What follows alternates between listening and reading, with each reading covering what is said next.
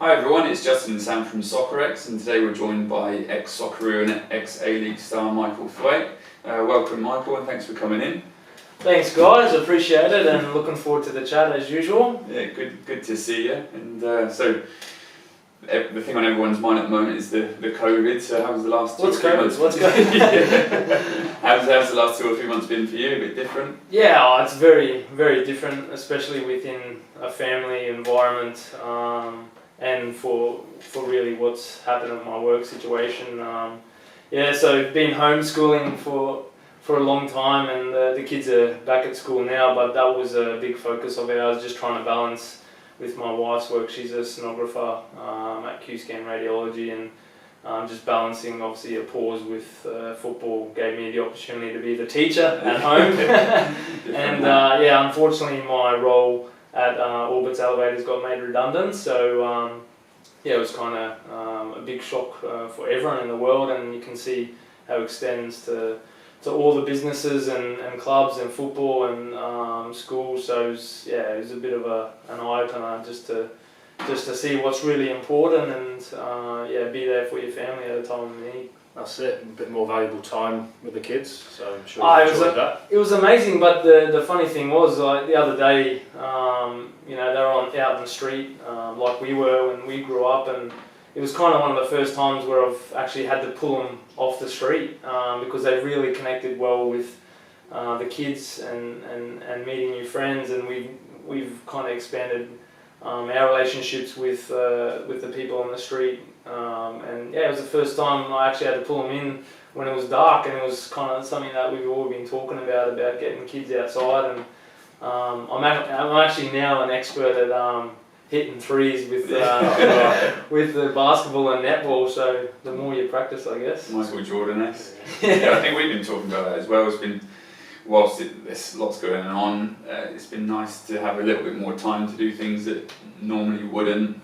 Spending time with the ones close to us and things like that. But I think you'll probably agree we're ready to get back to soccer. Have you missed it?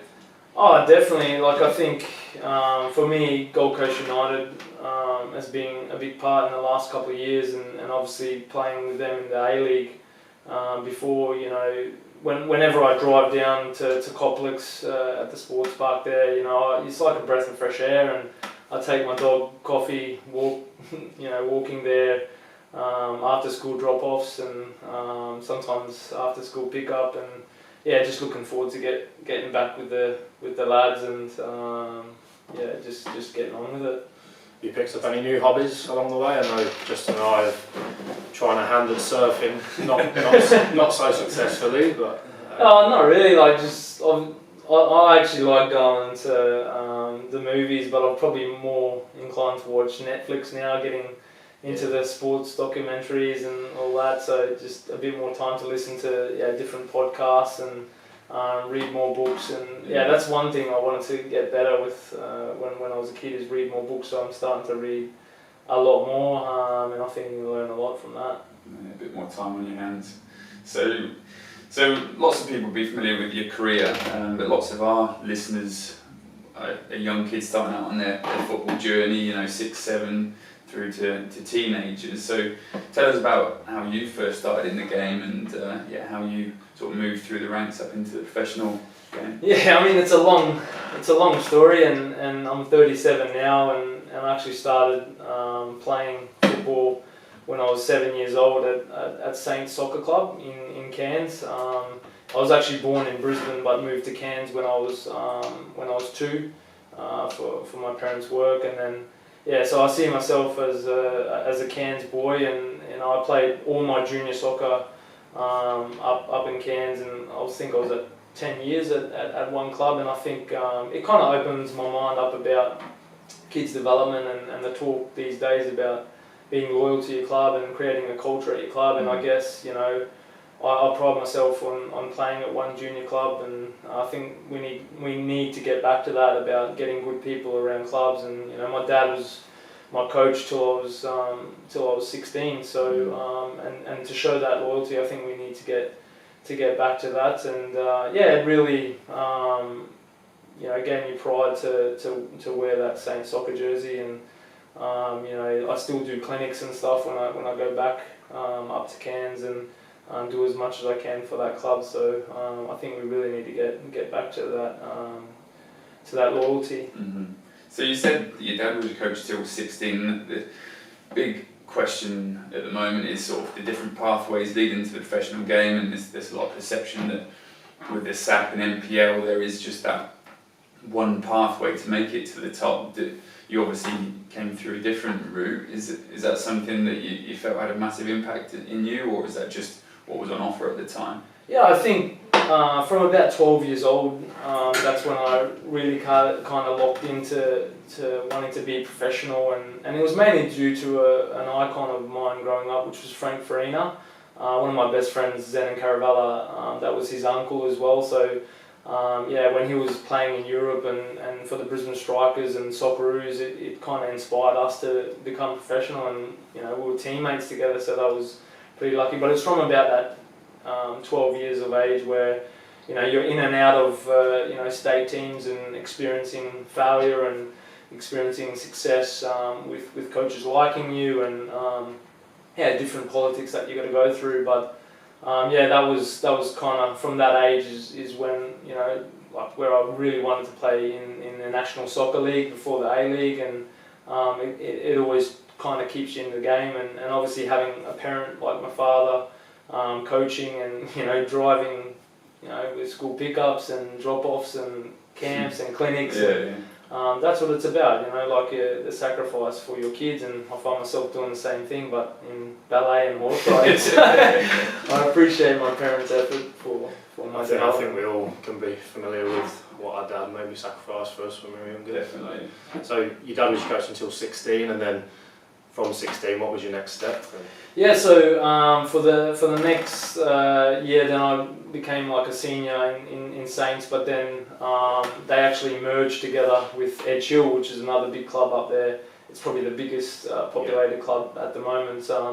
But they merged together, so it was Edge Hill Saints for 1 year, and then so I played my last year in 2001, and then I was finished my high school, and then was at my first year at university at James Cook University in Cairns, and then then I kind of I was actually at my second schoolies at the time, and so I was pretty much a toolie, and this is one of my stories that I love talking about, is that I was just sitting there and very under the weather with my mates and having a good time at my second schoolies, and I was just sitting there, and I was actually watching one of the World Cup games. It was and Frank Farina was the coach, and we just failed to qualify for the World Cup in 2001 and against Uruguay, and we lost that game 3-0. And it was I was actually watching it, like pretty blurry at the time, but that's when I started zoning in about what I've done in my career to date and what I've learned since I was 7 years old, and I just didn't feel that I'd fulfill my potential. And then from that moment I kind of zoned into saying, well, the next time the Socceroos play and qualifying, that I'm going to be part of that team. And it was a bit of a long shot, it was a big goal of mine, but that's what I said to myself, and I really zoned into my mentality about getting to the next World Cup. And then 4 years later, after moving down to Sydney and playing for Sydney University and going into the old NSL with Marconi with that, which is another story in itself. 4 years later I was on that stage celebrating in 2005 for qualifying for the 2006 World Cup. So quite a few years for you then. I mean 4 years, a lot can happen. Obviously it did for me very positively, but it's a lot of belief in yourself, as I said, and a lot of hard work, a lot of sacrifice. I moved to Sydney by myself. I lived first year with my auntie and uncle, and then second year with the teammates, and it was very tough times financially. And then got my first opportunity after playing for Sydney University on scholarship there. Raul Blanco, who was an ex-national team coach, scouted me. Playing against Fraser Park. I think he was looking at Daniel Swartzer, which is Mark Swartzer's brother, so he was looking for a keeper for Marconi, and then I think I scored a couple of goals that game. And then after the game he spoke to me and said, would you like to trial for Marconi? And I think, after trialling with the youth team, I signed like a 5-year deal on, not a lot of money, probably $10,000 at the time. But yeah, I'd do anything just to be professional. And then within six weeks, I think, with training at Marconi, then Raul pulled me into the first team, and I guess that gave me my first professional game. It was actually against Brisbane Strikers, so it was kind of a big moment for myself. Yeah, I can imagine. So you touched on that you're watching the World Cup, and you said in 4 years you want to be in the squad. I think you see lots of young kids now, they have these dreams of the glitz and glamour of the Premier League and things, and they say they want to do something, but what actually changed in your day-to-day to help you achieve that goal? Yeah, for me it was just about writing down, like literally on a Word document, my list of goals, and I kind of had each year, when I first moved to Sydney in 2002, 2003, 2004, 2005, and just putting a list of goals and just, relaying that message about belief and that I wanted to achieve these different things. And it was a variety of things. It was like maintaining a credit average at university in my university degree, which was PE at the time as a PE teacher, and then also trying to get into the National Youth League and then into the National League, and then obviously you're having success in the National League, and then different successes with making the under 20 team, making the under 23 team. But with that success comes a lot of failure as well. There was times where I didn't achieve those things on the list, and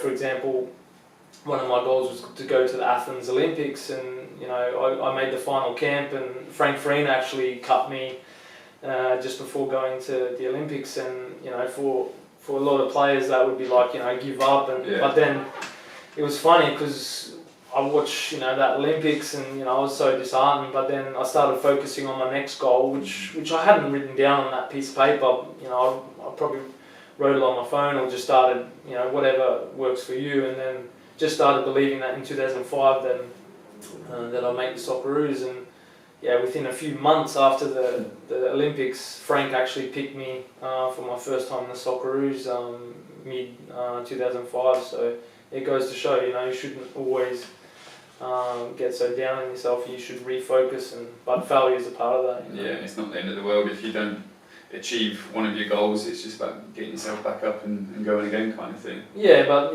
my advice would be just to set your own goals, and there's many ways to do it, on your phone or just in your head, or And obviously during those 4 years, a lot of people wouldn't have seen sort of sacrifices that were made, times of adversity. What were the big things other than you said about moving to Sydney? What else did you have to sacrifice during that time? And it is hard. It's hard work. There's no two ways about it. It's not going to come from watching a YouTube clip or watching Messi or Ronaldo do it. It's like you got to do the action yourself. Yeah.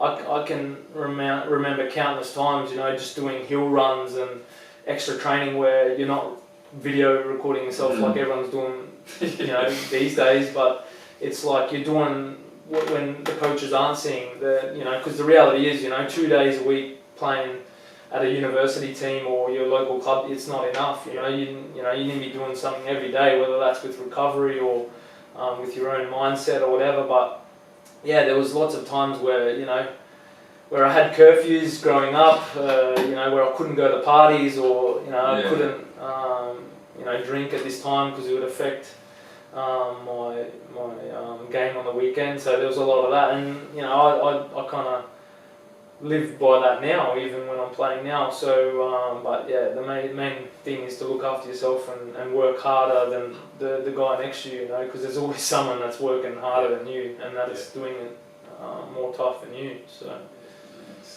So making the national team is probably the pinnacle of most people's careers. I know that probably most young players dream of playing for their countries. How was that being called up for the first time and making your debut? Yeah, I mean, it was in June 2005 when Frank gave me the first opportunity, and they kind of, you're coming in as a 21 or 22 year old, and they want to get you around the senior environment, and a lot of those that golden generation, they were in their final days with the national team as well. So you're learning a lot, in those initial camps, and then unfortunately, Frank Frank lost his job at the national team, and then there was an interim coach, and then Gus Hiddink took over. So where he kind of opened it up to a lot of younger players and players that hadn't been kind of looked at in the past. And I took advantage of those camps where you're playing lots of games against, and you could show your potential. And then he gave me the opportunity against Jamaica in October 2005. Fortunate to win the game 5-0, and I just remember him just peppering me on the sideline. 1 or 2 touch. I've always enjoyed like playing out from the back and being on the ball and taking a lot more touches than 2. So I kind of tested his boundary, but to have a guy like Gus Hiddink to kind of guide you, a mentor, and then obviously Graham Arnold is a big part of my story as well. Like he first got me involved with Ange Postecoglou with under 20s, and then he was involved with the under 23 setup, and then assistant to Gus Hiddink in the Socceroo. So he was definitely a big role model for me to look up to as a coach, and always had my best interest at heart. So but I learnt a lot from those initial years with the Socceroos. And what was it like? Obviously, you mentioned there was a few big names in the squad when you first went in. How did you find that? Was it daunting or just exciting? Some of your heroes you're actually playing with? It's amazing, because back in, I think the qualifying to the 1998 World Cup, and so 97 when Australia played Iran, and my dad flew me down to Melbourne that game. It's such a historic loss for us, because we were in line to go to that 98 World Cup. But I remember just getting photos, in front of the bus, and I could see, like Mark Viduka and Harry Kuehl, and they were so young back then. And then to be part of that group again, Mark Schwarzer playing against, playing next to like Lucas Neal and Tony Vidmar. You can go through the whole list, but just to train and see what those players were doing day to day, and how much concentration and focus and detail they put into playing, was pretty amazing. But it's a dream. Like when you grow up looking at these guys on TV, and then you're next to them in the change room and just seeing what gear they're wearing, all the little how things. they talk. But they're just people, and and you bring. I was always kind of a jovial character as well, and you bring your own character to that team, and I was lucky enough to play, over 8 years with the Socceroos. So it was definitely a massive. I think Viduka and Kuehl definitely for me. I remember the Leeds side around the millennium. I think reaching the semi-final of the Champions League. They were a big influence on me supporting Leeds around the time. Were they as good as you see? Mark Viduka for me, just training next to him and having that opportunity in that first game, against Jamaica, and the things I learnt as a defender from him, he was definitely my favourite player that I've played with, and probably the best, because you could just see, and he was such a humble person, and even when he was captain, he's a very jovial guy too, he would just take the tension away from players and the group, and just a different type of leader. He wasn't so vocal, and but just his actions were true on the pitch, and that training as well. But just what I learnt about defending against strikers and contact, and he was just such a talent. As you said, growing up, we all watched that Leeds team, and actually, one of my good friends is Jacob Burns, who was part of that as well. I got one of the Leeds jerseys, because I collect, I've probably got about 60 jerseys that I've collected over the years. But it was such a great generation in that Premier League, and with Harry playing at Liverpool, and that's a team that I support as well. So it's pretty surreal. You have to pinch yourself really, when you're in the change room with those guys. Yeah, because we talk about it quite a lot when obviously we transitioned from being in youth teams back in professional setups in the UK and trying to make the first team, and how it's not always just about your ability in terms of when you get called up to train with the first team, how you deal with it sort of mentally. So I know as a 16, 17-year-old when I got asked to train the first team, I'd watched a lot of them from the terraces for 5 or 6 years. So it's an apprenticeship, isn't it? Yeah, so I was a little bit probably not starstruck, but probably gave them too much respect because I'd spent a lot of years watching the first team and admiring them. So I probably went in and didn't back myself enough. So can't imagine how it would be to go with national heroes. Did you feel confident or did you a bit nervous? Yeah, I mean, I was always pretty, upfront with, it was funny because the boys still joke about like when I was in those first camps with like Gus hitting, because I remember there was one time where he kind of,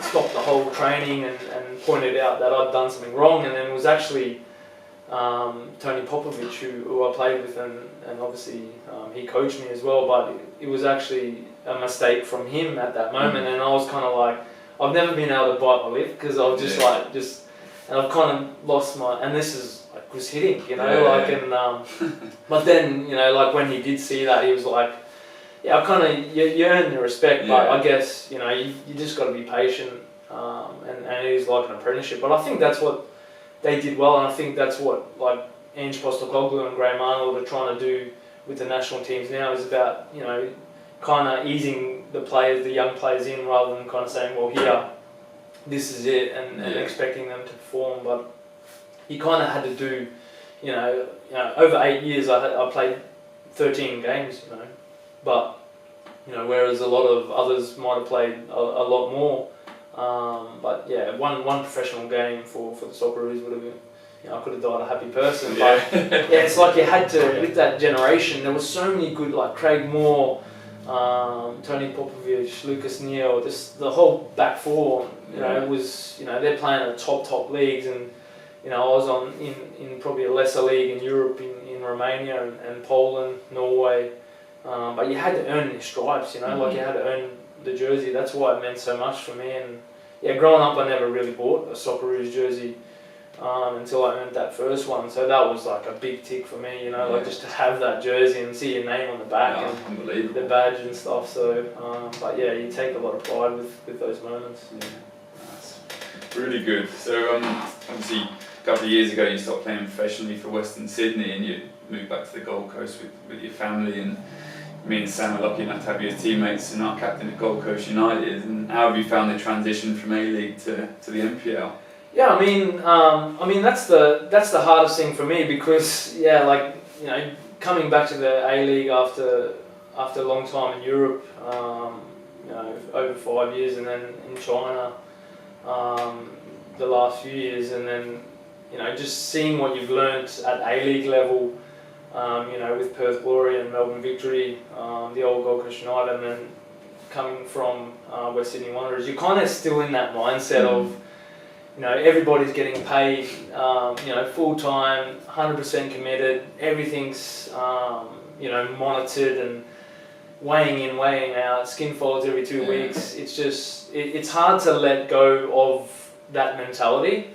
So I guess that's the hardest thing for me, coming into semi-pro team, now that United started up again, is trying to understand why players aren't doing that.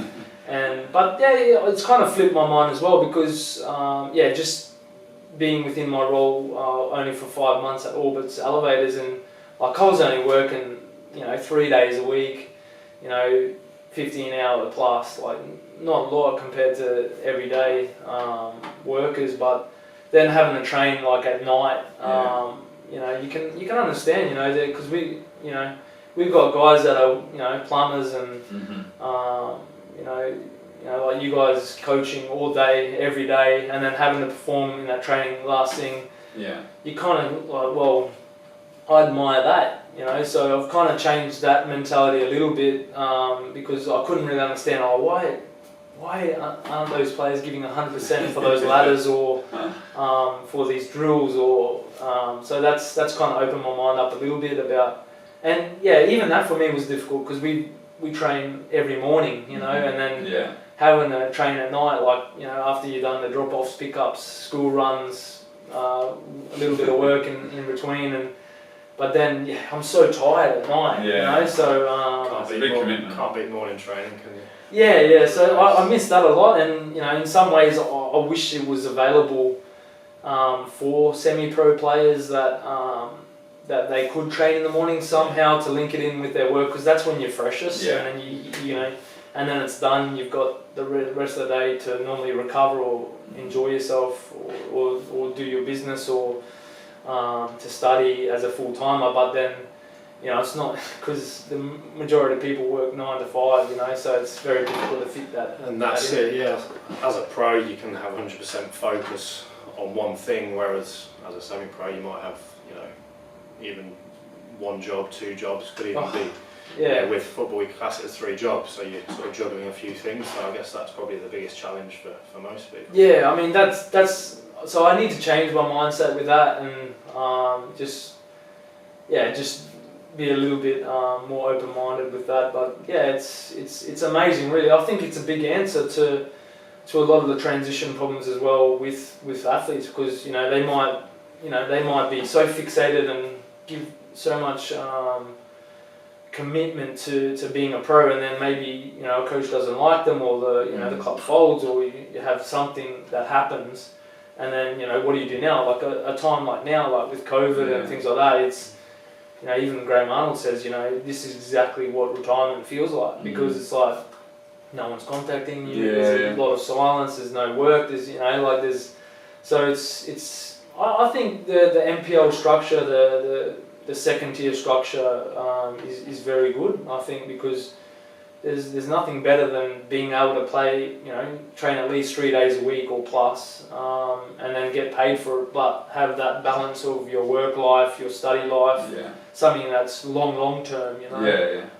That's what I'm learning the most, and then but yeah, I guess we just got to try and make Gold Coast United as professional as possible, and I think we're getting there.